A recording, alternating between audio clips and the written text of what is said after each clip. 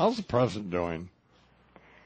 Well, these are tough times, but as everybody knows and as everybody said, but I think, he has a chance to make I hate this expression, hit the restart button to get off to a different kind of a start. I think his session with the Republican caucus the other day was a good a few hours for him, and I think if they can find a few more venues like that where he can be himself and you can see some of the Barack Obama we saw in the campaign, he could help himself.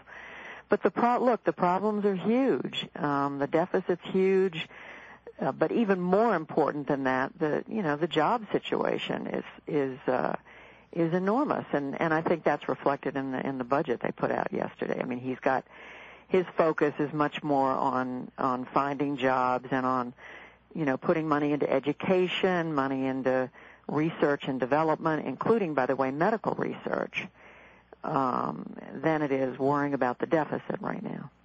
I was talking to Douglas Brinkley, last hour, and do you like him?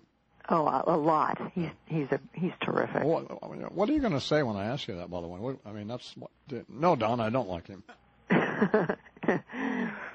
I don't know him very well. I think he's a fine historian. Brilliant guy. Anyway, he said what he thinks he needs the president needs to do is get rid of some people like Janet Napolitano and a lot of these economic advisors, and say what you just said a minute or so ago, go back to fulfilling the promise of his campaign and the promises he made in his campaign. So, well, as everybody knows, governing is a whole lot harder than campaigning, and when he came into office, I mean, I don't have to tell you that the economy was in much worse shape than anybody realized, and it was heading down.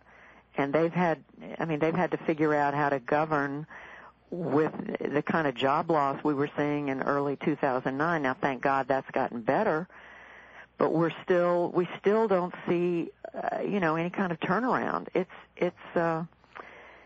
tough, and that's why I think all these people who are saying, why are they spending so much money on jobs? That's exactly what people want. I mean, they want money put into the kind of things that potentially will create jobs. And that does cost money, and so that's going to jack up the deficit. It seems to me a lot of people want it both ways. They want tax cuts and they want a lower deficit. Well, how do you do that? You can't. It's complicated, yeah. So he's taking a lot of flack for letting the